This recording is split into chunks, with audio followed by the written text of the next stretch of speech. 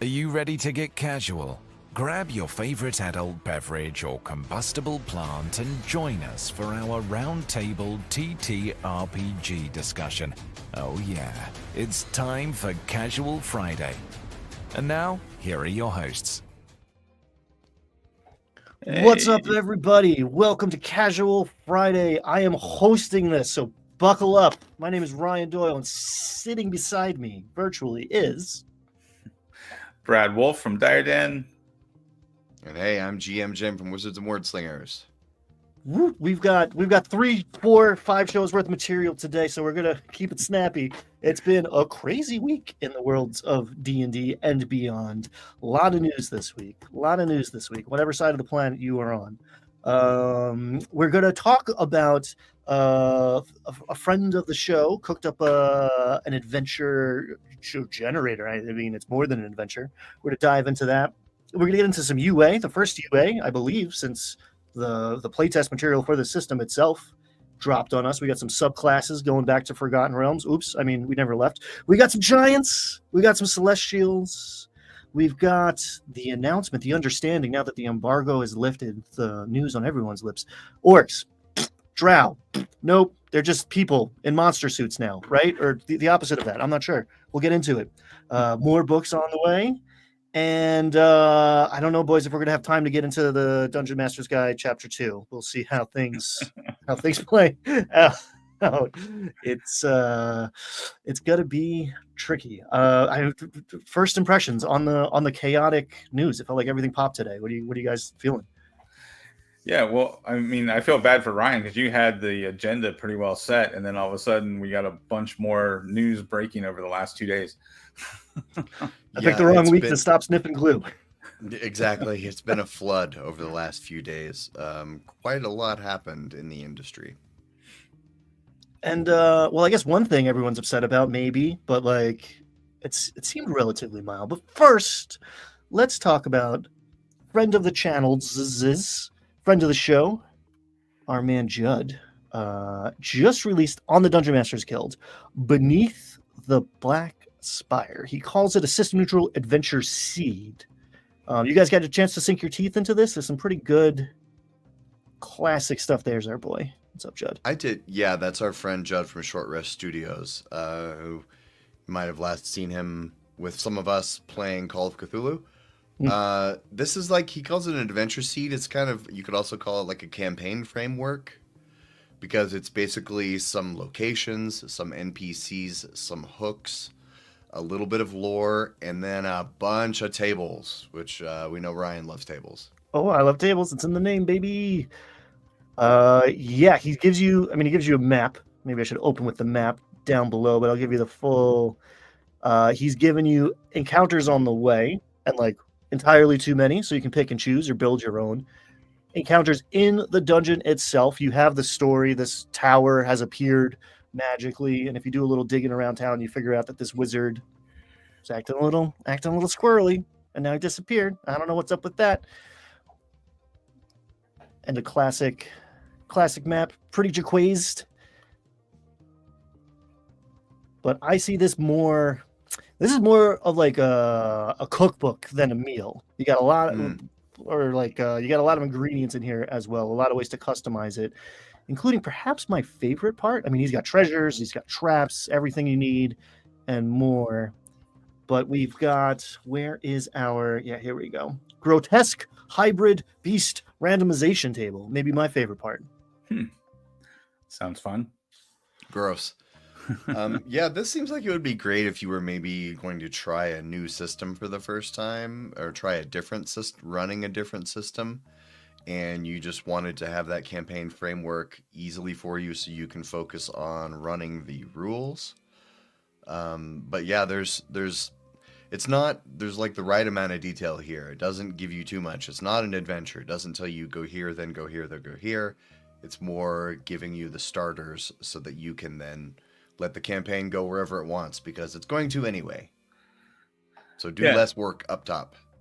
Yeah, it almost seems like it teaches you how to build a campaign. Like, I feel like if you ran this using these tools, right, and kind of following this structure, you would almost intuitively pick up skills by following this example.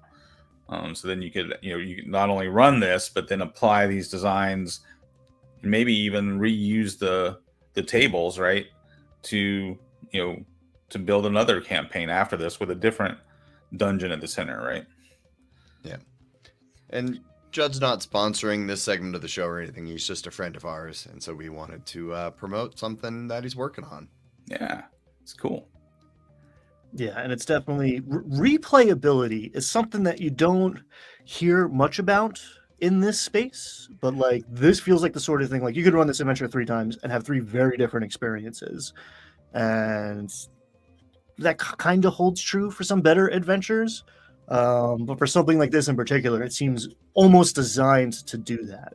And it's insightful. This is a good kind of thing to run for a new system where you're trying to maybe lessen the load on the world building, dungeon design side of things because you are engaging with a new rule set, perhaps. Right. Yeah. Well, and with the new 2024 rules, right? That's would be the perfect time to do that. Speaking of new, hot off the presses 2025 rules, we got some player-facing stuff. Who knew? We haven't. The game's not done yet. Dungeon Masters still waiting for their monsters to be officially out, and we've got 8 new subclass varieties that are going to be presumably in the upcoming Forgotten Realms book. Yeah, so we got 8 subclasses, right?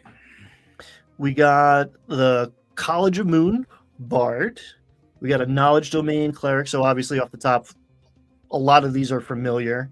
I think the spiciest, most response that we're going to get is from the Purple Dragon Knight Fighter, which people loved to hate.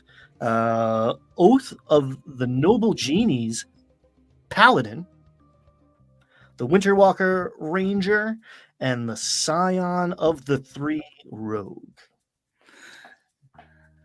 Yeah, Go, Brad. I don't know. There's a lot to unpack here. I mean, where do we want to start? Do we want to start with Purple Dragon Knight? Because I feel like that's the easiest one to tackle. Sure, I like it. I mean, I like the fact that these are all very much locked into a place. Say what you will about Forgotten Realms, we're staying there. And they seem to be zooming out a little bit from just the Sword Coast. We're getting the Moonshae Isles. We're getting the impronounceable places that I'm always uncomfortable saying out loud. But it's gonna be fun. Yeah. Well, as soon as I saw this, I sent it to a friend of mine who's a big fan of Purple Dragon Knights, and I guess because of reading some of the Forgotten Realms books, he's a fan. Is it Cormyr? Is that the place you're talking about, Ryan? That's hard to pronounce? Basically, Cormyr is how I say it, and I'm always it's like Cormyr and Callum Sham are like mixed up in my brain, and I'm always afraid to say them. But yeah, so he's always liked the Purple Dragon Knight, and so I thought he was going to be excited, and he's like, no, this is not what a Purple Dragon Knight's supposed to be. Like the lore of the Purple Dragon Knight has nothing to do with riding dragons, so he was disappointed in it. And he pointed out that this, also treads on the Drake Warden Rangers territory, right? It is. I have some experience with Drake Wardens, and it is very similar to a Drake Warden. In some ways, it's better because with the Drake Warden, one thing is that your only some stats scale with you, like hit points and armor class, but other stats don't scale. But this one has more things tied into proficiency bonus, or maybe it was intelligence. I don't remember. And also with the Drake Warden, you can summon it, desummon it like Guinevere with Drizzt. But this one, it's not a summoned creature, so their solution for that is if it dies, you can easily bring it back. Mm-hmm. They made it very easy to resurrect, so you don't have to go find a different purple dragon when yours dies. There are several theories that perhaps they did not actually read the material. Just someone saw the words Purple Dragon Knight and ran with it, and here we are. My first impression was, why are there 8 and not 12 things here? Yeah, that's a good question. And that seemed like a missed opportunity to to me. And now some of them, all right, you get like a knowledge domain cleric, you get like, okay, here's your wizard cleric, we're getting like a druidy bard, so there's some like crossover. But yeah, it is strange to me that we're not getting a subclass for every class. Yeah, in one of the videos, Jeremy Crawford said 8 of the new subclasses. Oh, okay. So that gave me a little bit of hope that there are more, and they're just ones that they don't need to get community feedback on because they're tuned up older models, right? But I don't know. I don't know how, and that might be just wishful thinking on my part. But with as much effort as they put into making sure that the player's handbook, they all had 4. Why would you release one that doesn't have one of each? That was kind of my question. Well, and speaking of that, in when they were talking about the classes for the players, subclasses for the PHB, they kept using the word promoted. They would say, this subclass was in Tasha's or Xanathar's. It's getting promoted to being in the core rules. It's like, hey, great. But now we've got a new Blade Singer. It's getting promoted into what? The core rules are out. So I think they're just not saying it, but Tasha's and Xanathar's are going to be deprecated, and within a couple of years, they're going to become legacy. And all the good parts will be folded into new core things. Well, and that's supported by the fact that, like we just said, the Purple Dragon Knight treads on the Drake Warden's territory. The new Genie Paladin treads on the Genie Warlock's territory, right? It seems to me that the designers are focusing on this as if it's a new edition, right? They're not worried about the subclass roles and subclass themes of 2014. There seems to be a lot of overlap. Well, like the Spellfire Druid, right? That has a lot of similarities to these Spellfire Sorcerer. Yeah, has a lot of similarities to the Celestial Sorcerer, right? So they don't seem concerned about that. And that was something they always made a big deal out of back in the 2014 when they came out with new subclasses. They didn't want to steal or tread on anybody else's shtick, right? But that does not seem to be the case anymore. So that kind of supports your take, Jim, that at least design-wise, they are not thinking of this as, a continuation of 5th edition. Design-wise, this is a new edition, and they're going to do new stuff with this edition. Yeah. And I've grown comfortable with that. Like, I wish it were more blatantly that the whole time. Give me new, interesting stuff. Don't just hamstring all of your design choices because you've decided to make things backwards compatible. I did say, so I tried to remove my personal bias as the host, saying that the Purple Dragon Knight might be the lightning rod here. But whoo boy, guys, you ever have a Blade Slinger at the table? I have not. I don't think I've ever had a player play Blade Slinger. Yeah, I've always wanted to play one, but low-level wizards are so brutal. I would play one if I could start a campaign at like level 5, but I don't know, level 1, 2, 3 wizard, it's rough. That's what happened to me. I had a player character drop, and I was like, yeah, make whatever. And he had like access to a lot of magic items too. Like he knew what the party's inventory was. And he cooked up a Blade Singer, and I was like, why is the best martial in the game a wizard? And like, yeah, there's ways to go around it, but like this Gish fantasy being best fulfilled by a wizard subclass never really made me feel great. Yeah, it didn't feel awesome. Yeah, I've seen a lot of online builds with the Eldritch Knight and Blade Singer combo and how it can be pretty nasty. Yeah. So, but yeah, it's just curious that these are the subclasses we're getting and why only 8. And maybe another possible answer is because we just found out we're also getting an Eberron book, right?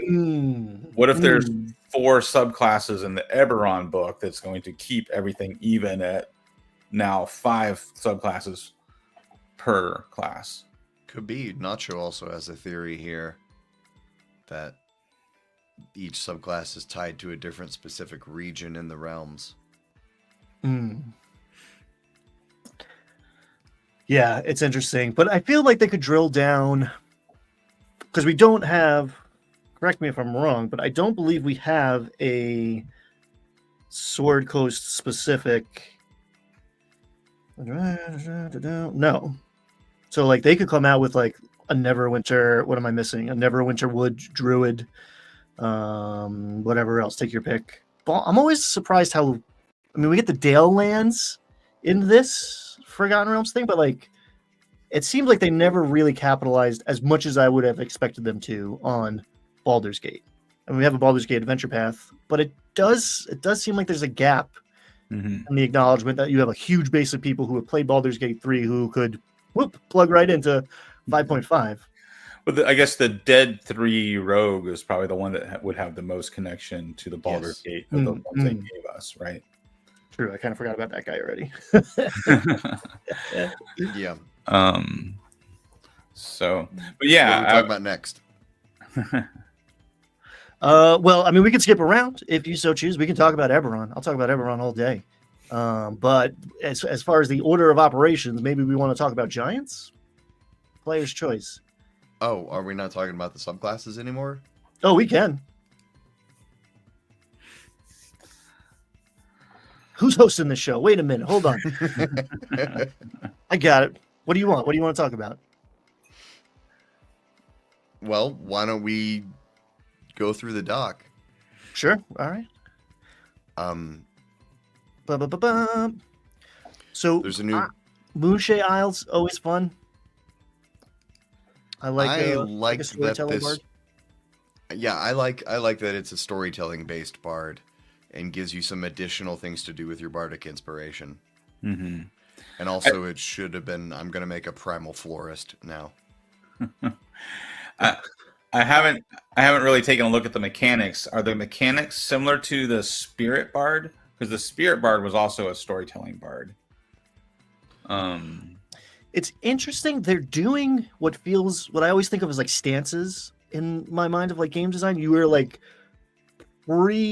deciding what you're going to be doing with your Tale of Life, Tale of Gloam, which is a great word that should be used more. Tale of Mirth. You can use your bardic inspiration to do other things for it. But the way I'm reading this, you invoke a Tale of Vitality and Thriving Earth. When you restore hit points to a creature with a spell, you can expend a bardic inspiration die and increase the amount of hit points restored by a number equal to the bardic inspiration die once per turn. So and it's a magic action to take these things. So are we deciding this firsthand? Like, okay, I'm telling my Tale of Life after this long rest. Or are all these available to me all the time? Because one's a bonus action. One's when I heal. And one is when an enemy does a saving throw. So do I have access to all three all the time? Or am I choosing these? It seems to imply you have all three. It says, when you use this feature, choose which of the following folktales you invoke. But it's an action to use this feature. As a magic action. It takes a magic action. So it's an action to use this, and then it almost feels like there's triggers to it. So it feels like a two-part thing. And maybe that's just poorly written UA stuff that they threw out there, or a failure of my comprehension. All right, I think maybe they're saying you have to take a magic action like applying mage armor. That this is something you would do after a short rest, maybe. Right. Like you turn it on, and then you've got the three little motes flying around your head or something. When you use this feature. Yeah, I found that confusing. I like tapping into the class's core resource that makes it special and giving you other possible things to do with it. But just like mechanically on its surface, this feels confusing to me. Yeah, I see where your confusion is coming from, and I don't have the full thing pulled up in front of me to try to figure it out right now. But yeah, it doesn't tell you how long it lasts, or no, there's no duration. So I don't know, and that'll be clarified. But like the thing about this is that like this is a technical document as much as it's supposed to like inspire me. And someone said gloam, like my juices are flowing, but it like clarity in the writing. Anyone out there who's making stuff, super important. You know what you mean, but I need to know what you mean. Well, also, as someone pointed out in chat, they're probably trying to get this out as quickly as they can because there's not going to be a whole lot of time to get feedback on this before the book actually comes out. That's the other thing we found out this week is all the dates on those things. True. I want a Primal Florist as well. These books are like what, July, August? I think this one's August. Yeah, that seems like they're cutting it pretty quick if it's 6 months away and they haven't finalized the classes. That means they couldn't have finalized the typeset and the page layout and any of that stuff. So yeah, that seems like they're cutting it close. Yeah, well, it's funny. So the Artificer, the Eberron book is August. We're getting the Forgotten Realms twofer is coming out in November. Okay. And it's a twofer. And yeah, I don't know. It's strange to me. UA feels pointless. It is starting to feel like UA is just another form of advertising, right? It's a way to generate buzz. I mean, I know the designers, they seem like they take it seriously. They talk about like reading the feedback and all that sort of stuff. I just don't know if like the company's giving the designers time to iterate on this stuff as much as the designers would like to. And that wouldn't surprise me that the creatives are trying to make a good product and the people above them are trying to rush out shippable products. That's a tale as old as time. Yeah. Hey, does the knowledge domain get a ton of spells at level 3, or is it just me? Yeah, it gets more spells than all the other subclasses. They specifically mentioned that was intentional to make them feel more knowledgeably. That's pretty dope. We talked about the purple dragon. I like genies. I like dipping into elemental thematics. It appears that we don't have to choose a lane with this subclass. It's just like, you like elements, here's all of them. Pause right there because you're right on the one line I wanted to talk about under Dragon Mount. When it says, you can use the dragon as a mount if you're a medium or smaller, but while you're riding it, the dragon falls at the end of a turn if it's airborne, and the only thing holding it aloft is its fly speed. And I get why they do that. They don't want you to have a full-on flying mount at level 7. They want you to have a hopping mount, I guess. But there got to be a better way to word that, right? Like, that's kind of confusing. You got to read that a couple times before it makes any sense. Yeah, and I mean, there's a degree of clarification when it does level up enough that you get to fly off into the sunset on it. But like, again, this is a technical document. You're trying to make sure that the reader has all the information because they're running a game, right? This is a conversation I'm going to have 3 hours deep into running a game. Where like, wait a minute, how does your purple dragon fly around the field exactly? And I see where they're getting at, but they could punch this up. And again, yeah, maybe this is a rushed out product, but. And I don't know why they don't want to give him a flying mount, really, because like the new Asimar gets flying speed, right, at level like 3. Can't they fly at level 3? I think with one of their new features. It might be level 5. The Dragonborn gets it at level 5, right? Okay. Is it Dragonborn or the Draconic Sorcerer? One of them gets flight at level 5. I think the Asimar gets it even earlier. I don't know. It doesn't matter. But I don't know why they're so opposed to flying mount at level 7 when every other class can get it at level 5. And there's also like there is a pre-existing solution to this mouthful of words that don't quite do the job. Like there's a way to do it. Yeah, you could just say the creature cannot hover. Yeah, it glides. I get it, but we'll see. My prediction is that the Purple Dragon Knight will still be controversial, but we might actually see it at tables now. Yeah. Twin Steel, I see where you're coming from. I don't know if the big brains at WotC are capable of 5D psychological moves. You might be giving them way too much credit. or we have completely fallen for their psyop and we're just doing their bidding right now. Ah! Could be. All right. So what do we have left on the Both of the noble genies is a paladin now, not a warlock. Don't Yeah. get confused. Any thoughts on that, or should we keep rocking? I like the theme. It does seem odd that it's a paladin, but I'm not against the idea of a paladin that's more spellcastery instead of martial. So that sounded kind of cool. It seems that it's definitely leaning toward a more mobile kind of dex paladin, especially with that level 3 feature Genie Splendor. It gives you AC bonus to your charisma modifier. Yeah, that's nice. I'll take some studded leather armor instead of chainmail for that. And I saw just a couple minutes of a video with D&D Shorts where he was gushing over this subclass. He thinks it's amazing. I don't exactly see it. Except for maybe some of the really high level stuff is pretty cool. But I don't know. I played a Genie Warlock. It was very dope. So all the elemental stuff here is pretty cool. Yeah, and this one, I think above all, was the one that made me feel like, yeah, they're just ignoring the 2014 stuff. Mm-hmm. Because this feels very similar to the Genie Warlock. Yeah. And I do feel like if you're making a deal with the genie, it's a little less structured and formal, maybe. But maybe that's just my own headcanon. Like Warlock feels like the right person to be getting genie powers versus the Pally.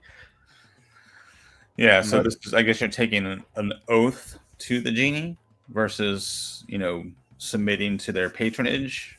I don't know how different those two things are, but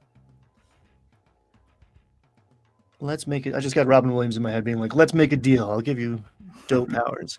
I do like a ranger being based on, I mean, Icewind Dale clearly is a biome in and of itself, but I do like how environmental our ranger is this time out. yeah. And I'd be curious if that would be a good design moving forward, right? If you had like a desert ranger and a mountain ranger, and you could use different elemental themes around this kind of concept. It's too specific. I mean, where are you gonna play this? Are you gonna play this in a Rime of the Frost Maiden campaign? It'd be kind of cool for the first few levels. You can pretend you're Drizzt, and then after you hit a certain level, all those creatures are going to be resistant or immune to cold damage, and this is like all cold damage. I don't know. I have problems with the ranger. You guys know why. This one doesn't seem much better to me. Yeah. I mean, as we said before, the ranger hurts for a solid thematic core. There's just too many different like spins on the ranger, I think, and D&D has never settled on the one that they want to focus on, and they never will. You heard it here first, folks. All right, our scion of the three, our evil god triumvirate rogue. How we feeling about this guy? I haven't looked at the mechanics, but thematically, I like it. I mean, I loved the original 2 Baldur's Gate games, and so anything that has to do with Baldur's Gate, I'm geeked about. So this tugs on my nostalgia. So sorry, go ahead. No, go. I saw someone online say that this subclass doesn't make sense because as of current Forgotten Realms history, the Dead 3 are not dead. I don't know if that I'm not up to date on the most current Faerun lore, but if that's true, that's funny. Maybe that'll change in the next Forgotten Realms book. Yeah, it's kind of weird. I don't know if the idea there is supposed to be that people believe the Dead 3 are dead, and the cults of these 3 gods just let people believe that so they can operate in the shadows. That's my best interpretation of kind of the conflicting lore you get about the Dead 3. It's also a smokescreen. It's also a 5D chess psyop. Probably. I like seeing stuff proc on Bloodied. I do think maybe there's an element of accounting and management that, like, now as the dungeon master, I feel obligated to be putting out the Bloodied condition ring, or be in the rogue we're having a conversation each time. All right, which one of my targets is Bloodied here? And I do like that. It's interesting. So this subclass is differentiating based on which god, whereas the genie subclass is like genies, all of the elements. You know that they all get along, and you get all of them right. Hmm.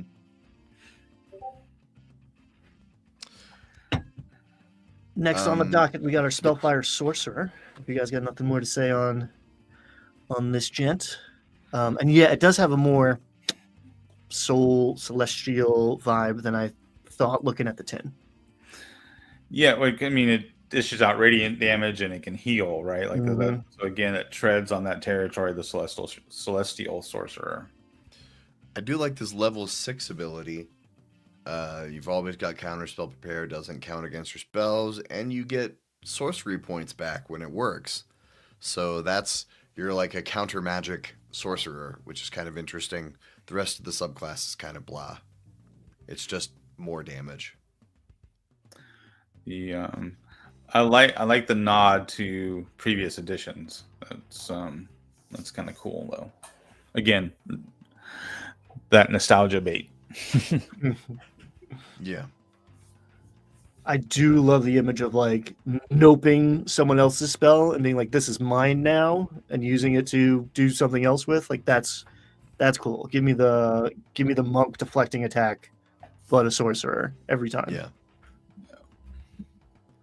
And we talked about Bladesinger, but I'll do it again. A lot of strong feelings about Bladesingers, folks. The one thing I don't like about the Bladesinger is its level. There's somewhere in there, I don't remember where it is, but you can make a bonus action attack if you casting a spell with an action. I don't like this because I liked that the monk was the only class that got to do it. The monk was the only class that got to take any action and still bonus action attack. Because I feel like that's so thematically appropriate for the monk because they got 2 hands. So the monk can very easily administer a potion of healing to a downed ally and then still go bap bap with their other hand. But give the Bladesinger, it's not nearly as special. Let the monk be special, Watsy. Just let them be special. Give them something. Yeah, that's a good point. You'll have to put that in your feedback survey. All caps. I think, and again, I think this is my personal taste showing through, but there's a lot of toe stepping going on. It's like, here's the druid bard, here's the wizard cleric. It's like multi-classing is a thing. You got to customize your class fantasy to get where you're going. Cool. But I want a sorcerer that feels like a sorcerer. And if it's just a half wizard thing, it doesn't feel the same to me. Like, I want to know what you're playing if I walk up to the table. You know, maybe I don't know all that. Maybe you can surprise me with the ins and the outs of your subclass or something, but I want it to have a feel. And if they can't do that anymore, or provide a subclass for every class, maybe there's too many classes. Come at me. I don't know.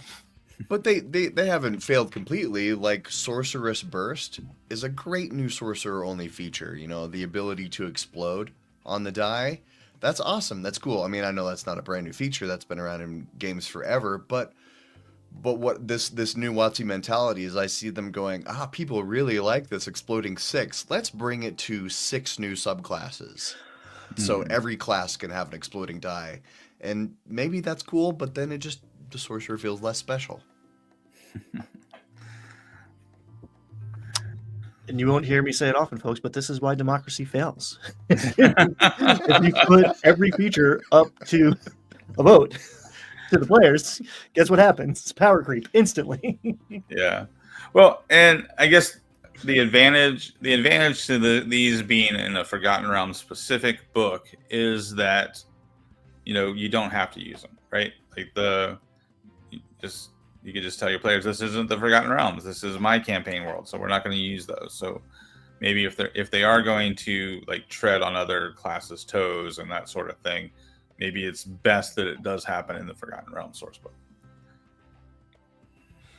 I love that sentiment, and Brad, I'm going to ask you to say that again later in the show. You boys want to talk about Giants? What was going to be the big thing until all the other big things happened? Yeah, I guess my quick take on Giants is just it sounds like they're trying to do a good job of differentiating them more from each other. Yes. Like they specifically called out that, like, yeah, previous edition, the ogre, the hill giant, and the Cyclops were all kind of the same monster, right?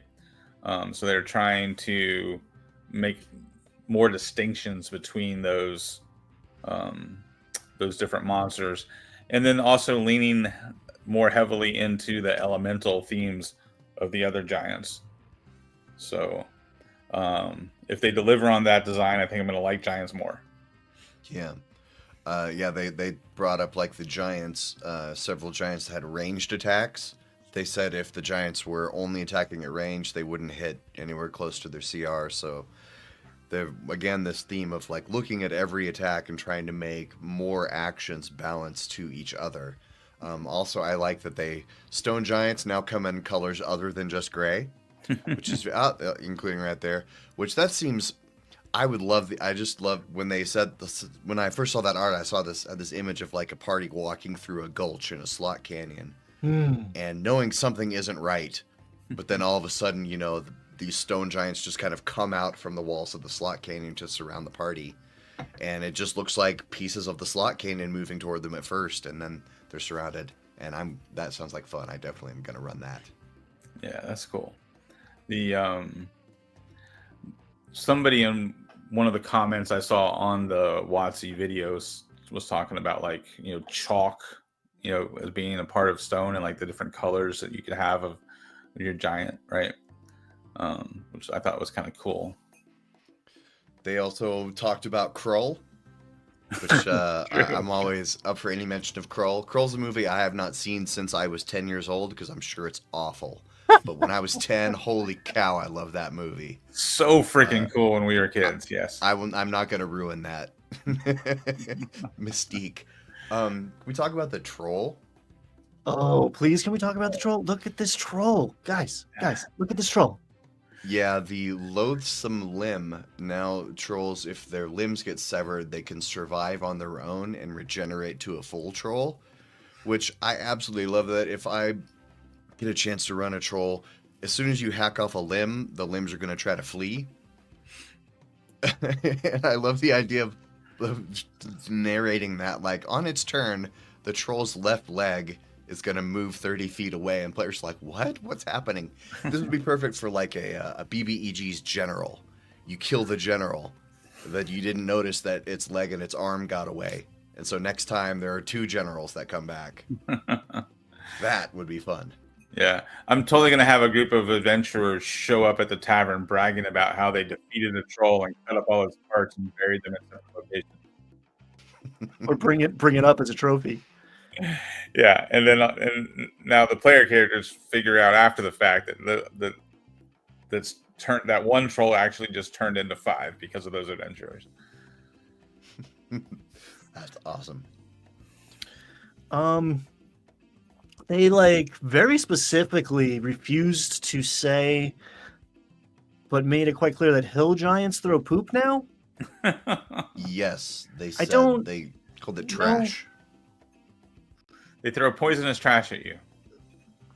But poop, right? Like, that was the implication. Like, I don't know how I feel about that. That's a weird one. I mean, and Todd was the one that said poop, and then Jeremy was like, "We're not saying that." So I don't know. My guess is whoever designed it came up with the poison trash idea, and then somebody ran with poop around the idea of poop and ran around the office talking about hill giants throwing poop. I think they probably worked themselves very, very hard trying to come up with ways to differentiate these large creatures, and they find both probably one of the last things on the list is flinging poop. I have a hill giant miniature that's holding a fistful of pumpkins. So It's not pumpkins. Huh. So maybe they concoct a poison they put in the pumpkins and use the pumpkins as like a grenade style delivery system. That's what I'm going to go with because that's what my miniature looks like. Guys, I'm getting canceled for my hot take on poop throwing. Thanks, Fred. Even like I liked that like the Formians are so for Fomorians, another one I'm never confident saying out loud, but we're like just a throwaway thing, and it seemed like they drilled down to make them more distinct and like the cursedness of them, and maybe even a roll table about it. Like it, I am happy with the attention of detail we're supposedly getting. Yeah. Well, and maybe this is the advantage of not doing a whole new edition, right? That, doing a, edition refresh after 10 years, right, has allowed them to really double down on theme and intentional design of the monsters instead of, focusing so much on the mechanics of a monster like you do with a new edition. And also you got to remember with this talk about differentiating the monsters now, the reason why we have a witch and a hag and a banshee is because of a thesaurus 50 years ago. It's not like they set out to make a hag and a banshee and a witch 3 separate creatures. They were just like, we got these different creatures. They looked up witch in the thesaurus and found a whole bunch of different synonyms. Like this could be a ghast, while this can be all the different undead kind of creatures. So now they're dealing with that legacy from 50 years ago when somebody's on the staff had a thesaurus, and that's how they came up with all these monster names. Yeah, I mean, in first edition D&D, they had you had gnomes and sprites and pixies and brownies and all those are largely words for the same basic creature, just across different cultures, right? So that was how original D&D was able to fill up a monster manual by taking all the different variants of one particular monster from across cultures and language, right? So yeah, doubling down on bad ideas. We've talked before on the show about how some legacy decisions have affected things like the 6 stats.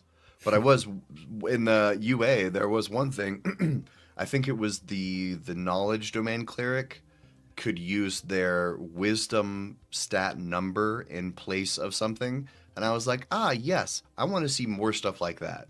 Like, if you're going to have the 6 stats, make them useful for more than just generating the mod, right? Bring them into the game. They're part of the game. They take up space on every single character sheet. So you might as well give them more functionality, right? Yeah, I agree.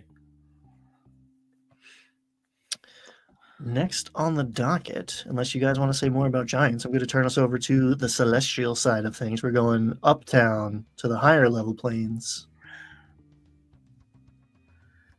We've got a whole host of celestials coming. One thing about the giants that I wanted to say is they opened the video by saying they're going to hit for their weight class now. And part of that was a ranged attack being a little weaker. But I do really like the idea that like monsters are going to hit harder. Because that felt necessary.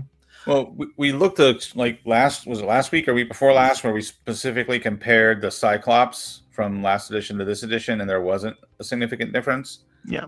But from watching everybody else's shows where they actually have their hands on the book, it seems like monsters that are higher CR, so we're talking like tier 2, tier 3 monsters definitely hit harder and have more hit points. That does seem to be where when they say they're making everything hit harder, they're actually referring to like challenge rating 6 and up. This is what seems to be actually the case. That art is amazing. Hey, look, we actually got somebody watching on Twitch. What up, Lucasaurus Rex? Look at that. Hey, everybody. subscribe to Landlocked Warlocks on YouTube. That's where the big chat is. We're all over the place, and probably will be for some time. It suits the aesthetic of Casual Friday. But there's a lot of folks in Landlocked Warlocks chat right now having a good time. And yeah, half of them maybe know more than we do. So go hang out with those guys. So the Celestial begat the Animal Lord, which begat moving some giant animals to Celestials, like the eagle and the owl. Oh yeah. They said any talking beasts are no longer beasts, and those are straight up furries. I didn't want to open with furries. I very specifically didn't want to start here. I mean, But- it's kind of hard not to. Yeah, I get it. 800-pound, very soft to the touch gorilla in the room. Yep. Yeah. But hashtag not all giant animals.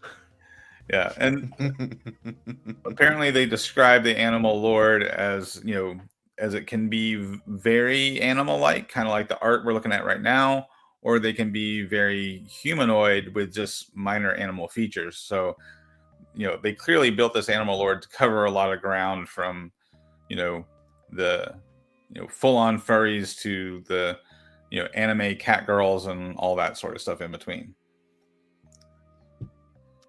And I'm open to the idea of like neutrality in the higher level planes to a degree. But like when your premise is that the Beastmaster isn't a beast, it's like, well, okay, then why is it a beast guy? I mean, unicorns were always kind of in that category in my mind too, of like, okay, I'll give you this. You can tell me it's a Celestial, but like, I don't know. These are always like arch-fey coded in my mind. They spent a lot of time in the video talking about alignment in a way that makes me seem like they don't like it either. You know, like when they said, you know, just because a creature is good doesn't mean it's on your side. You know, it's like, that's good to know, right? It doesn't say that in the book anywhere, but this is the kind of thing that, like, one of the ways alignment gets in the way, because like you can have a combat with a good creature might kill you or rob you. These things can happen if they have certain reasons for them, but I don't know. People like binary things. Yeah. Well, in a conversation I had with Baron DeRob, he pointed out that even good people don't spend resources to do a thing, usually just out of goodness, right? That if you're spending resources to accomplish a goal or to build something or create something or, you know, expand, you know, your culture or your nation or whatever, right? You can have good reasons to do it, but that's not the only reason you're doing it.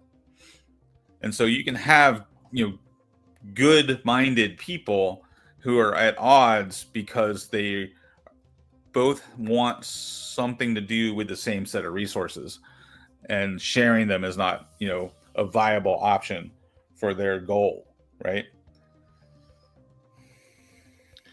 I, in my albeit limited experience, have used Celestials, and actually particularly Coatls, because I gravitate towards like lower level stuff, and I like throwing imbalanced things early, almost at level 1. So like I've always had a Celestial in my back pocket to like prevent murder hoboism to a degree. It's always like break glass in case of evil campaign, right? But they did seem to put a lot of energy into saying like that's not necessarily the only way these can be used. In fact, good does not equal passive was said a couple times, and that really rang out to me as like, oh, okay, maybe I have been kind of pigeonholing Celestials a little bit more than I need to. Well, another thing too is they spent a lot of time in the aberrations video talking about how aberrations are so alien and they don't think like humans.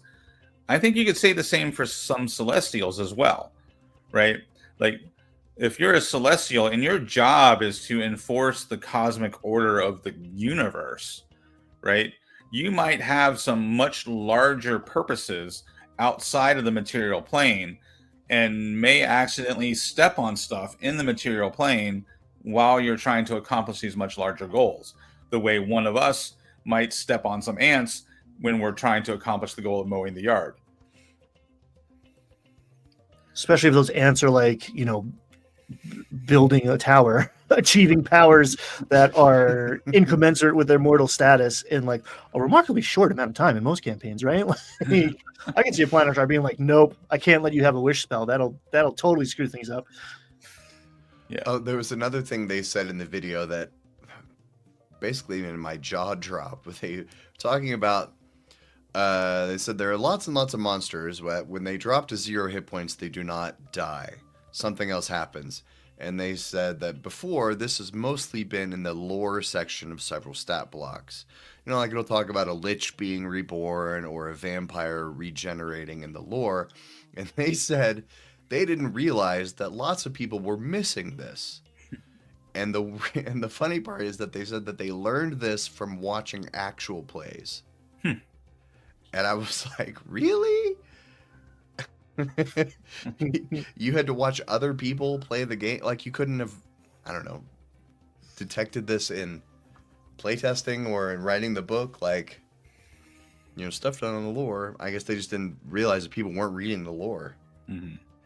Well, one of the things, and this is broader than just the Celestials, but talking about like the Arch Hag and stuff like that, where the design of the monster informs the DM on how to use it in the campaign setting, right? Like, because the fact that the Lich can only be defeated with their anathema is present, right? That sets up more story. Now we have to go get the anathema to make sure this Arch Hag is actually defeated, right?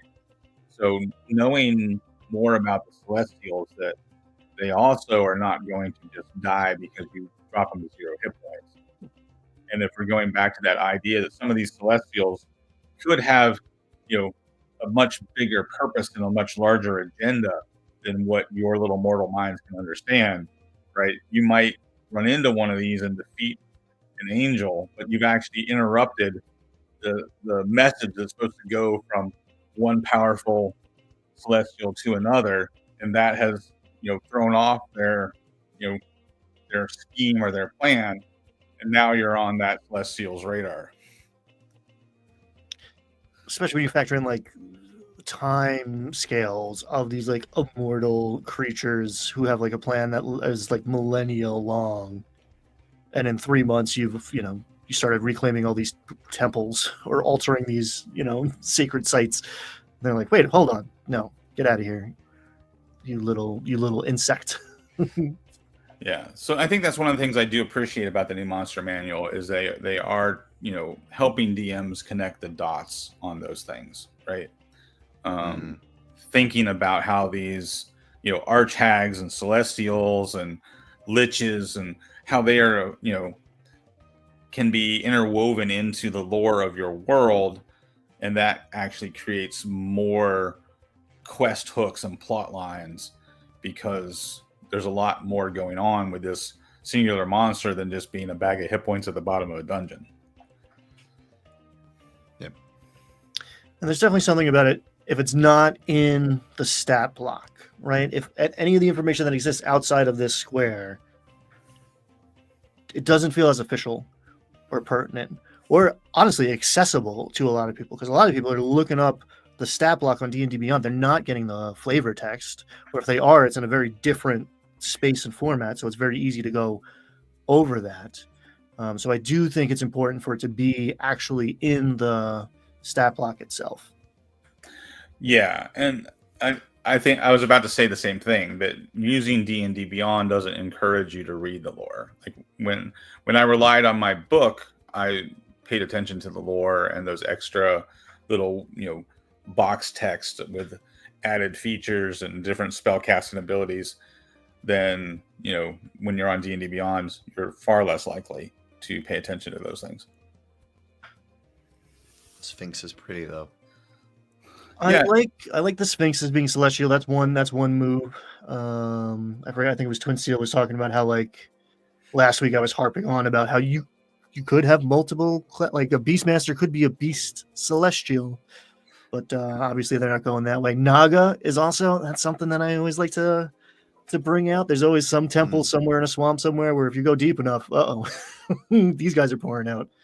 They did expand the lore on Celestials, which I thought was, on Sphinxes, which I thought was cool. They're now like, they're born from thought. Whenever you have an original thought, like a thought that's never been had before in the multiverse, you have a unique idea that births a baby Sphinx. And then that Sphinx grows like a Pokemon. It evolves into the different types of Sphinxes over time. That's new lore as far as I know. Yeah, that sounds dope. I missed that part. I did too. I like the idea of like idea-based Pokemon. I think I picked that up from Pack Tactics video about the new monster manual. I watched like today. I spent my morning watching all the different new monster manual videos. Yeah, they made a lot of has like. The right of it. Say again. Twin still has the right of it. This is just what we've been saying. Yeah, if they want. Hey, everybody, if you're not reading all that flavor text, you might be surprised how much good stuff is hidden away down there. Yeah. Sure, I'd love them to do more. But yeah, I do like collecting these idea Pokemon now. You've made Sphinx much more appealing to me. Got to catch all the Sphinxes now, huh? I need all of them. Give me the Sphinxes. So that's all that's in the news. Oh wait, what is there's no orcs anymore, guys. What's good? What's the deal? Now to our main story. No orcs and no drow. No right? drow. No Also, orcs. other things that are not in there: sidekicks, monster building. Yes, no monster building in the monster manual, and no monster building in the Dungeon Master's Guide. So if you're a creator out there and you have been working on a monster building book or have an idea for a monster building book, now is the time. Get it out for now this year, because 2026 WotC will release like Mordenkainen's Monster Toolbox or something, and so make that money now, son. Get out there. Yep. But yeah, so orcs and drow are now replaced with NPC stat blocks. So to be fair, so they've gone to great length to reorganize the monster manual. First of all, alphabetically, right? And then also reorganize things by monster type. So like Aarakocras are now elementals, goblins are now fae, right? Azers are elementals. So they've made those changes to do away with the humanoid. So the monster manual, I think almost everything in the monster manual that's not an NPC stat block is not considered humanoid. So like orcs and drow that are considered humanoid are now replaced with NPC stat blocks for the most part. But yeah, just to, like quick reviews. Some of this, there's an Appendix B now that helps you with your backwards compatibility. So the Appendix B gives you a list of what the old monster name was, and then what the new monster name is now, or if it's not in the book, like the orc and the drow, what stat block to use instead. So some of those like simple changes they've done, like the cult fanatic is now the cultist fanatic, the Azer is now the Azer sentinel, the Cyclops is the Cyclops sentry, the Gnoll warrior, the Thri-kreen marauder, the thug is now the tough, right? So those are some just simple changes for organizational standpoint, so that now that there's more than one Thri-kreen in the book, the original Thri-kreen stat block is now referred to as the Thri-kreen marauder. So those are the kind of simple changes. I saw your face there, Jim. You want to say something about the tough and the thug? Oh, I love it. I love the tough, and there's a boss tough or a tough boss. Tough boss. I was telling these guys before the show, now I can finally run my Street Fighter 2 campaign. Because you got to fight a lot of toughs. Yeah. And then there's like organizational changes they made. So like the tribal warrior is now called warrior infantry, and the veteran is now called warrior veteran. So that way, since everything's alphabetical now, the warrior infantry and the warrior veteran are side by side in the book. The flying sword and rug of smothering are now called the animated flying sword and the animated rug of smothering, so that they're under A for animated along with the other animated objects, right? The gas spore and the shrieker are now called the gas spore fungus and the shrieker fungus. So they're all in the fungi section, even though, they have different names, right? Under the old system, if you had done it all alphabetically, they would be in different places. But by changing their name, it keeps them all in the fungi section alphabetically. So that kind of stuff. So those are the organizational changes. And then some logical changes, like the fairy dragon is now divided into the adult and the youth fairy dragon. So like the red, orange, and yellow is represented by one stat block, and the green, blue, and violet are represented by a different stat block. The poisonous snake is now the venomous snake because, science. Science! It's English majors unite. The quipper is now called the piranha because I think more people in the world recognize the name piranha versus quipper. So I think quipper is the British name for piranha. Is that? I don't know. But I think more people recognize piranha. America. The Yonti pureblood is now the Yonti infiltrator. And then we get down to the ones that have been replaced by NPC stat blocks, right? So the deep gnome is now, you're supposed to use the scout stat block. And the dwerger, the dark dwarf, you're supposed to use the spy spy stat block. Can I still call the deep gnomes the Snerniflin? Snerniflin. But yeah, well, the one that kind of stands out to me is the dwerger, because aren't those the ones that could cast enlarge or reduce on themselves? Yep. Yes. Yep. So, and I don't know that the spy stat block is going to have that ability. So, do you add that ability on your own? Well, if you want. Well, here's the thing: is that if we get into the conspiracy of it all. First of all, fantastic list, Brad. Brad put that all together on his own. The thing about like Drow being gone, deep gnomes, dwergar, orcs, these are all playable races now. Mm-hmm. A lot of these were playable races in Mordenkainen's, and a lot of them were playable races in the PHB. In fact, I think pretty much all the playable races that were monstrous, except for maybe bugbears, because there's still a bugbear stat block, but most of them do not have a monster stat block if they are a playable species now. And I think a lot of people, the conspiracy is going to be about wokeness, etc. But I think it's more organizational. Like, you don't want to have a playable race that's the same name as a monster species. It's just more confusing. And so if you wanted to, you could play a character who gets big, because you could still be a dwergar.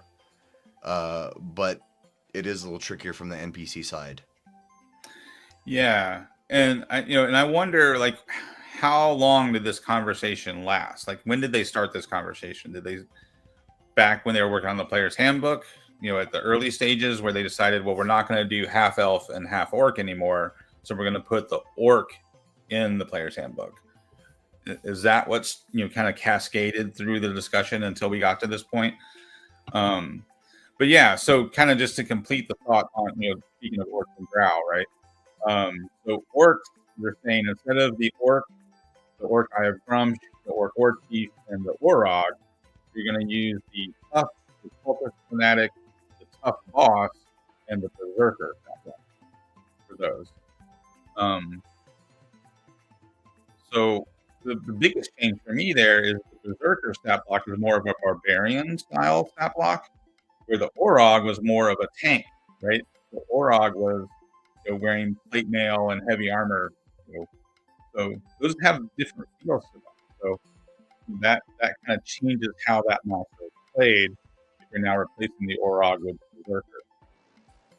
And then with drow, instead of drow, elite warrior, mage, and drow priestess, you're supposed to use the acolyte, the gladiator, the Bandit Deceiver, which is a new stat block. I'm assuming that's a spell casting bandit class. And then the Fiend Cultist. So those are the 4 stat blocks that take the place of the 4 Drow stat blocks. And now that I'm thinking about Bugbear, they have already made the distinction by saying that the playable species is humanoid, but the monster manual is Fey. Right. Yeah. And there's a precedent for that, right? The elf humanoid player species, it has Fey and an ancestry ability, right? But it's not a Fey. So it's conceivable that you just like Bugbear and Hobgoblin and Goblin, you could have put elves in the monster manual with a Fey, demarcation versus, and have that different than the player race, just like they did with Goblin and Bugbear, right? Yeah, on the surface, I like this. Yeah, our sound's doing weird stuff. I don't know what. Sorry, hang on. Yeah, I'm poking at stuff. I was tweaking Brad's mic settings because you got garbled there for a minute, but can't turn off echo cancellation. The effect of giving us more kinds of orcs, right? Here's an orc like template. All orcs have this, or like let's get away from like a charged thing. Right? The lizard folk, I feel like, is fairly neutral, right? Like, all right, your baseline lizard folk is a scout, but you could throw in acolytes, you could throw in gladiators, and build yourself an army of these guys. So I think the controversy is coming and is cooked, but is kind of false flag. I think it's about giving people more options, and by giving these creatures away as playable classes, now it makes it much more complicated to make them monsters as well.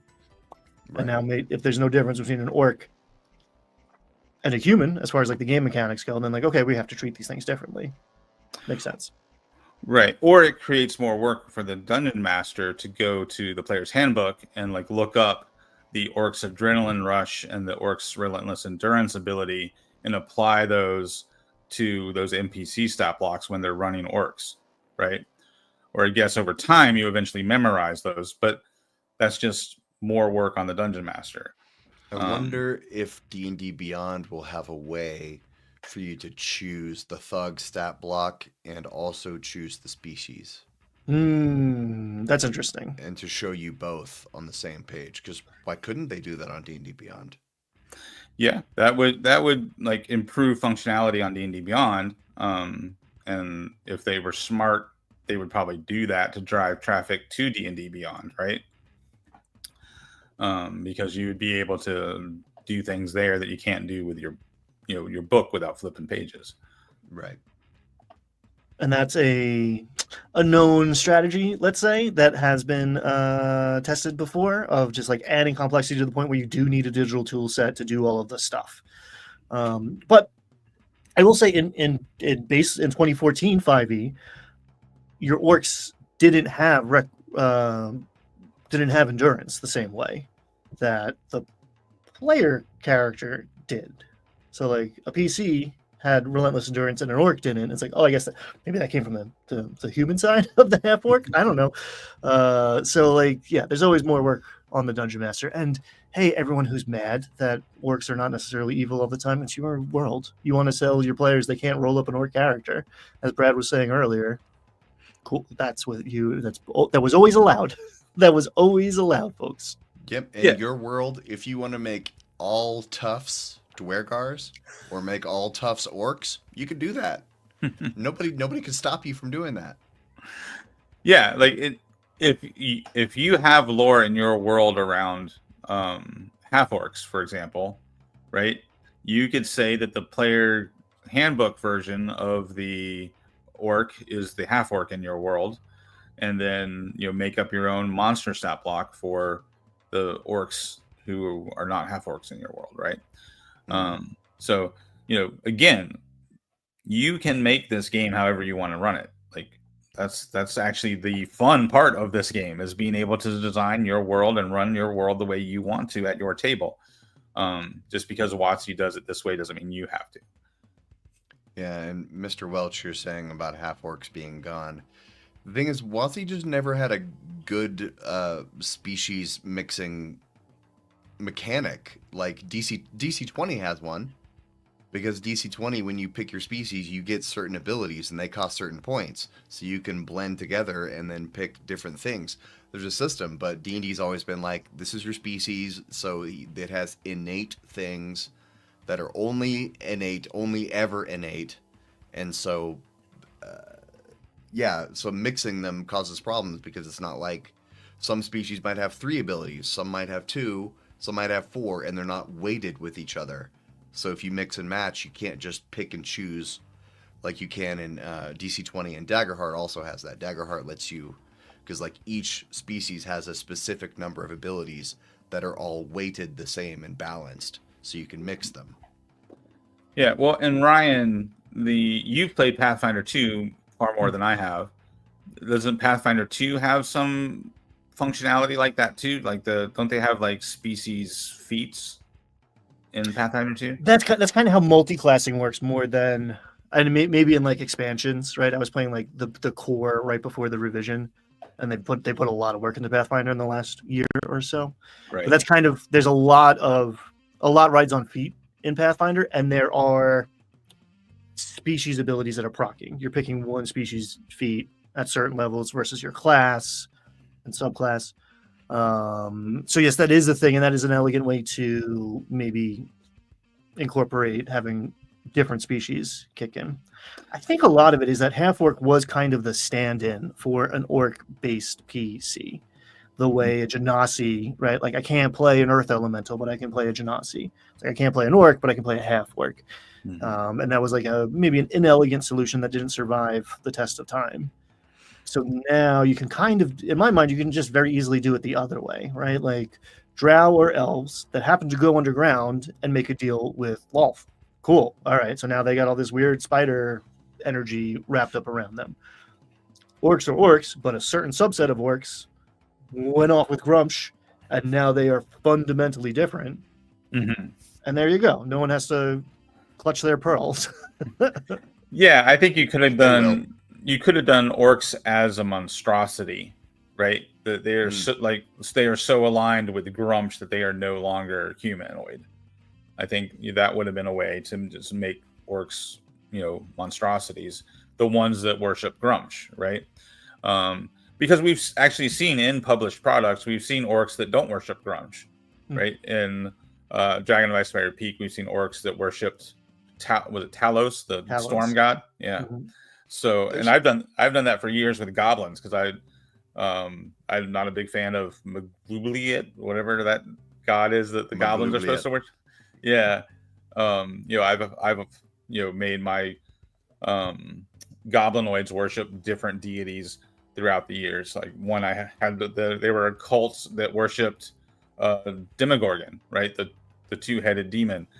So their avatar of Demogorgon was a chimera.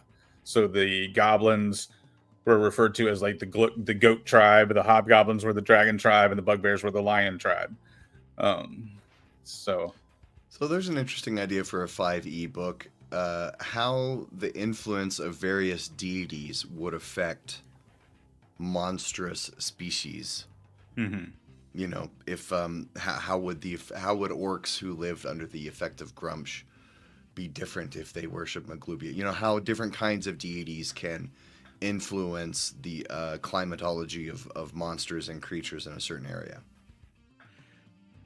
Yeah, that would be a cool way to approach creature design, right? And that would give you a way to kind of double down on the orcs of Grumsh and the drow of Lolth versus other elves and other orc species, other orc and elf tribes or whatever, right? Right, like in their Aberration video, how they kept talking about how the Gith were shaped by the Mind Flayers. And I think it would be interesting to see more of that influence across the multiverse. How have the influence of gods and powerful prophets and figures shaped certain species in certain regions. Yeah, if they put that in an adventure, right? You could just put that in an adventure where you've got orcs that worship Grumsh and orcs that worship a different deity, and the two are at odds, and those two factions inform, the adventure options for that adventure. Now you just put Grumsh style orcs back in the game, right? Right. So they could do something that simple and then we could have a thumbnail that's like orcs are back,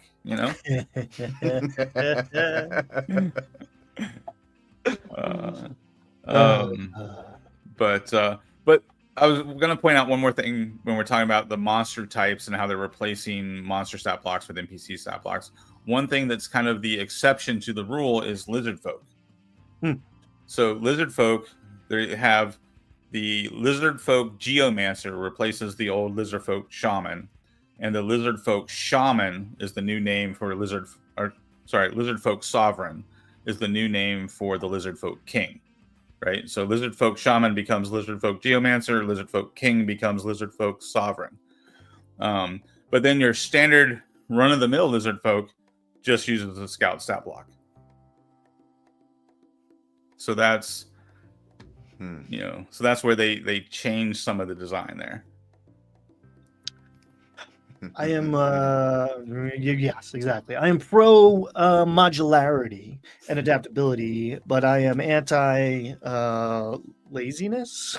And maybe with that one, we're kind of approaching the just make it a scout. And if you call that scout a tough, then I'm for it, right? It's funny. That's all tough campaign. Yes, please, but not so much with the scouts.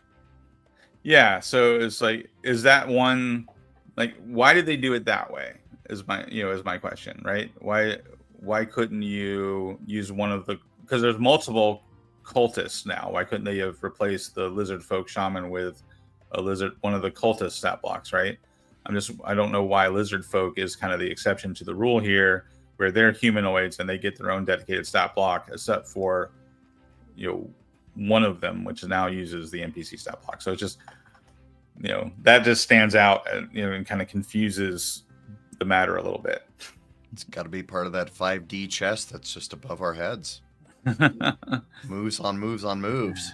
Yeah. Or it just, it probably boils down to the fact that they wanted a larger font. They wanted more monsters. They wanted more art. And the book can only be so big. So this was a solution, right? Like, it could be as simple as that. But it almost, having not seen the stat block, maybe I'm out over my skis here, but it seems like maybe they could have made a geomancer and not have it be a lizard folk geomancer and get more utility out of that stat block. I don't have to be running a lizard folk themed adventure or region to drop a geomancer. Like, that's appealing to me. Give me more of that. Yeah, and they could have, because we already had what do they call it? The warrior infantry and warrior veteran. You could have just made it the warrior sovereign. Yeah. Right. And that would have kept the design code the same without lizard folk being the exception here. All right. Shall we talk about the future? Ooh. It's already 2025 and we still don't have all of 2024 yet, but we're about to get the monster manual. And looking at the release schedule, even a month or two ago, it seemed a little sparse, and slowly but surely they've kind of been packing the back end of 2025 with releases to the point where we're basically getting something every month from the summer forward, which is cool. So in July, we are getting our Dragon book, which I'm cautiously optimistic about. I do tend to gravitate more towards these anthologies that are a little more modular. I think a big part of that is because in the past they have been reworkings of older adventures, which doesn't seem to be the case this time around. You guys excited? I saw a social post a couple weeks ago, post on social media. It was a poll where somebody was asking about how many adventures people had played in that had dragons. Like, the poll question was like, how many dragons have you actually fought in Dungeons and Dragons? And there was a surprising percentage of people who said they never actually faced a dragon in the game. And I know that's a shame. So hopefully this adventure will rectify some of that. Hopefully it's got some good low-level adventures too. Yeah, that would be cool. It's interesting, the change in the art. Like the art we see in this article, it's a different art style than what we see in the 3 core books. So we're getting 10 different adventures, level 1 through 12 off the top of my head. Each adventure is illustrated by a different artist. So we have 10 different artists, and usually it's a whole, crew of people illustrating any D&D book, but each artist has their own adventure that they're illustrating. So we're going to have very different, like even between these two, very impactful stylistic differences between the adventures, which I like. Give me variety. I'm willing to dislike something more strongly if it's giving me the opportunity to have another like favorite come out of this book. It does feel like, at least in this one case, maybe they're taking a little more of a risk than they tend to. Mm-hmm.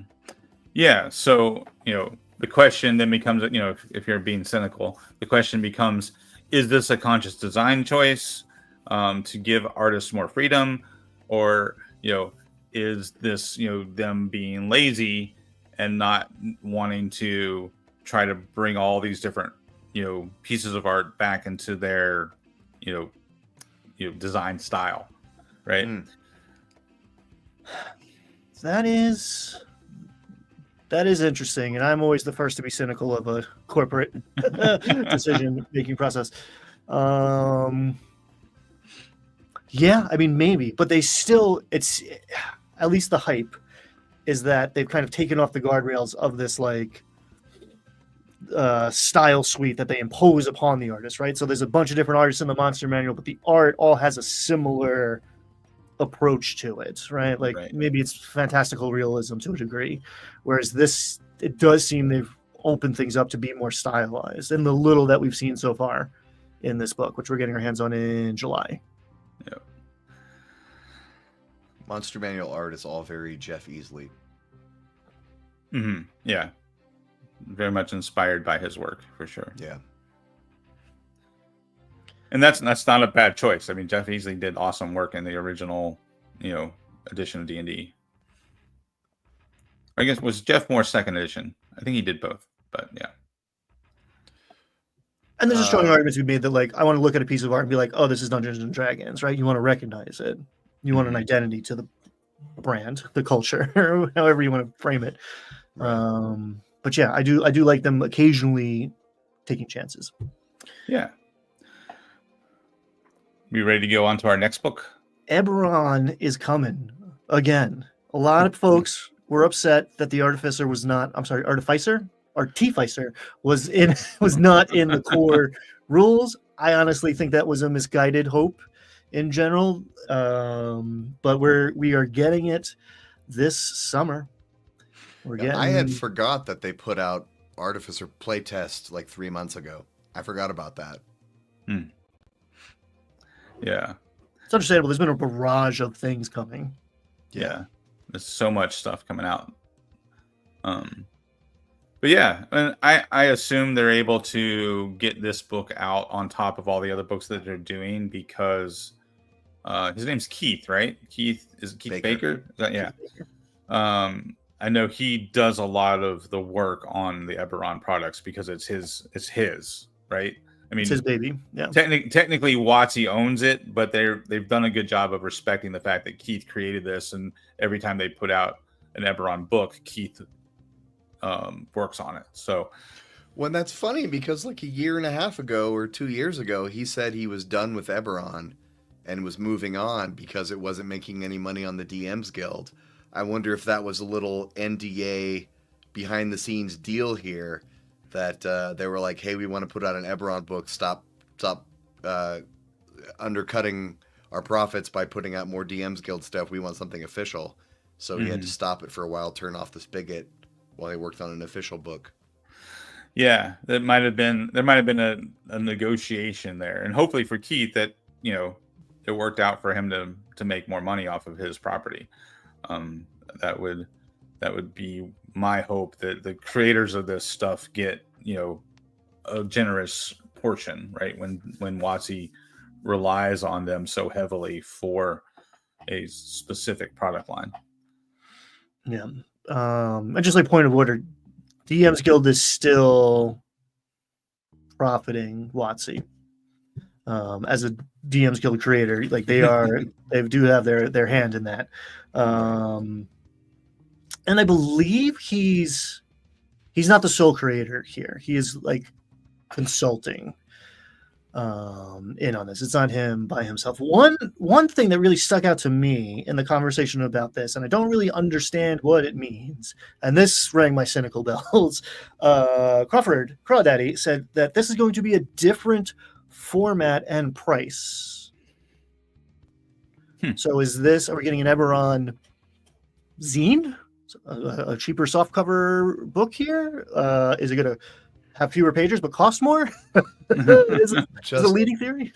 Please, WotC, I know you're watching. Don't do the Planescape 3-book thing or Spelljammer 3-book thing. Please don't do that again. They suck. They're not good. They fail in every way. Yeah. Please don't do the 3-book thing again. Well, and maybe that's what Crawford was alluding to, is they are not going to do the 3-book thing. I hope that's what that means. It could also be a digital only product, right? They could release this just on D&D Beyond. Have they said it's a hardback? They just said it's a different format and price point. Yeah. So I'm curious to know what that means. And this is the release calendar we're talking about. It's not the published book calendar, right? So that's quite possible that it's digital only. The 3-book and the slipcover thing didn't even cross my mind. I have like a mental block about that. It's like, no way, they're going to do that again. They did it twice. Yeah. They did it twice. Yeah. Yeah. I mean, perhaps what I'm most excited about, or was at a certain point when the schedule had a lot less on it, in September, nearly a year after the game has come out, we get the starter set. Yeah. And this is a fresh take on Keep on the Borderlands, right? That's what this is supposed to be. So I'll be curious to see how WotC handles such a classic adventure. I felt like they did a good job with like Sinister Secret of Saltmarsh and the 2 sequels that ended up in the what was the WotC version, Ghosts of Saltmarsh hardback. Mm-hmm. Yep. Yeah. So I'm curious to see how they handle this beloved module. And a module that, while everybody loves it, it's not the greatest like design and layout. It's pretty archaic as far as Dungeons and Dragons adventure design goes. So I'm curious to see how much they change it, and if how much backlash they're going to get for changing it, or do they keep it close to the original, but then is it hard to run because it's so close to the original? I don't know. I'm curious how they tackle this. I don't know if we learned it in this latest batch of information, or if we knew this already and I had forgotten, but they have explicitly said now that time has advanced. So we are getting more of like a sequel than a remake. Okay, I like that. I think that dodges a lot of issues, because this is a lot of people's favorite adventure. I have a theory that it's a lot of people's favorite adventure because they played it when they were 12 years old. Mm-hmm. And there's a sepia tone nostalgia veneer over the whole thing. Because, gang, if you haven't looked at Keep on the Borderlands in a while, there's room for improvement. Mm. There's a lot of information that you don't necessarily need, and a lot of information you might want. Oh, the guy in charge has 37 silver pieces, but no name or motivation. Cool. There's a lot of that. Yep. Yeah. So I'm curious, and I don't think this is going to be the starter set that's the one we've had rumor of that's coming with miniatures. There's supposed to be a starter set that's coming with miniatures in the box. Ooh.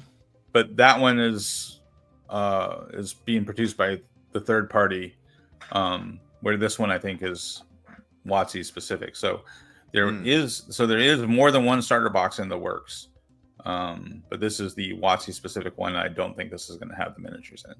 Interesting. And there is like hype about a new character creation thing where it seems like there's like cards of like, here's your species, here's your class, maybe here's your gear. Hmm. They didn't quite get into detail, but it's a new kind of character creation that's easy. So we'll see. The thing I'm most excited about, because I can let my imagination run wild, is our mystery release happening in October. There's something else. Maybe it's that starter set that Brad's talking about, actually. I don't know what it is, but that's cool. I love a good mystery book. And then November, we're getting two for the price of one. No, sorry, 2 for the price of 3. I misspoke, folks. We're returning to the Forgotten Realms, the setting we have not left for a decade. Returning. One more thing about keep on the Borderlands. Sure. Heroes of the Borderlands. It does in the EN World article. It says that it includes tiles for the players to mix and match, which is what Daggerheart does. So that's very interesting. That's the whole Daggerheart thing. Is your character sheet is just slots, and you put cards on it and move the cards around to track your abilities. Yeah, I think Mouse does that. Some of the card inspired games are like that, where it's just like very easy for a new player to get involved with something like that, where it's just like, for all right, inventory slots. That works well for that. Yeah, and a little more on the other starter set. It's Steamforge Games. That's the one that's doing a starter set for D&D. I didn't know about that. That has miniatures in it. Yeah, I don't know any more details other than that, but yeah, Steamforge is the one that landed the deal to do a starter set for D&D. Cool. Does Wizards make any of their own minis? Like, is WizKids is a separate company, isn't it? Or is WizKids associated with WotC? I'm not sure if they're like a subsidiary or if they're like a licensed third party. I'm not sure. It's a good question. It's interesting to watch, like, Hasbro expand and contract as leadership changes, where they like push everything out and then like, wait, we could be making a slightly better profit margin, bring it all in house, and then oh, doing things is hard. Contract it out. I guess that's not just Hasbro doing that. But Forgotten Realms, we're getting 2 books, one more player facing, which that UA subclass material was for, and one more Dungeon Master, presumably setting guide facing. And it does feel like we're getting away, or spreading out at least, from the Sword Coast. We're getting a little more coverage of Faerun, which is nice. Yeah, I mean, we spent 10 years on the Sword Coast, right? Like it's time for a little something that different here. I'm still holding out hope that we're going to get more Greyhawk, based adventures from WotC, since Greyhawk is the sample setting they put in the Dungeon Master's Guide. Right. Like this Forgotten Realms adventure guide, it says it focuses on Moonshae Isles, Icewind Dale, the Dalelands, Kalimshan, and Baldur's Gate. So not anywhere. Baldur's Gate is at the very bottom of the Sword Coast, but no, Moonshae Isles were kind of Sword Coast though, and Icewind Dale, I guess, is at the very top. So it's stuff like it's kind of all around the Sword Coast, but there's nothing specifically Sword Coasty in here. They've zoomed out a couple clicks.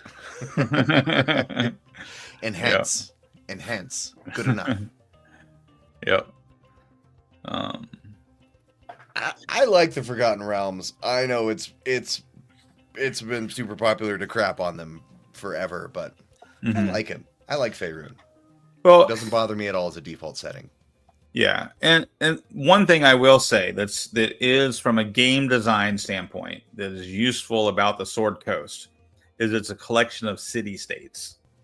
Exactly. So you don't need the Game of Thrones style, family trees that you would need in other campaign settings where they have, these monarchies with, generation after generation of ruler, right? So the city-state design definitely helps make it easier to play in the Sword Coast campaign setting. And also Sword Coast, there's no central religion either. Mm-hmm. So it's ripe for those kind of like Vecna type of somebody ascending, rising up, becoming an antichrist kind of figure that's ripe for those kinds of campaigns. So I don't know. I like Forgotten Realms. I always have. Yeah, I don't hate. I think the main complaint or argument against Forgotten Realms is that it's a kitchen sink setting, and that's its greatest strength. too. Mhm. That's why it is. That's why so many people can show up and build their world within it. That is powerful. I was hopeful that we were going to Greyhawk, not because I like Greyhawk better, but because I like variety and options, and I kept my campaign. Like I legit ran 2 months of a campaign saying like, I don't know what planet we're on right now because I'm hoping we're going to Greyhawk, but it doesn't seem like they're supporting that as much. So like I'm running this like weird hybrid Ghost of Saltmarsh campaign right now because like I bet that they were going to change it so that we just had more variety, but. Mhm. If they can do that and stay in Forgotten Realms, like, okay, let's see if they can thread that needle. I'm open to it. Or 2026 Greyhawk source book with 4 subclasses, the 4 subclasses that didn't get covered in the Forgotten Realms Player's Guide. Yeah, that would be cool. And if that happens, we'll talk about it. Anything else for this Casual Friday before we release these fine folks to a glorious weekend? We did it. We covered all the news of the week and almost ended on time. Almost. There was certainly more news we could have covered. Yeah, there was a lot going on this week. A lot happened this week. So maybe it'll be slow news next week and we can hit some of the things we skipped next Friday. You'll have to tune in and find out. But also next week, we get early access to Monster Manual. Mm-hmm. And Next week. And we're going to talk about Chapter 2 of the Dungeon Master's Guide. Definitely. That is definitely going to happen next time. Yeah, that's always going to happen. Sorry, Twiststeel. But yeah, that's true. We'll actually have our hands on it by next week, right? Yep. Yeah, Tuesday, everyone can have it, yes. Yes. Or next Tuesday. I forget now. It's in my calendar. But so is it too many other 4 things. days from now. Yeah, Tuesday. All right, everybody, thank you so much for watching. I hoped I didn't crash this bus and drive over the cliff. Until next time, I am Ryan Doyle. I'm See you Brad next time. Wolf. I'm GM Jim Heskett. Bye.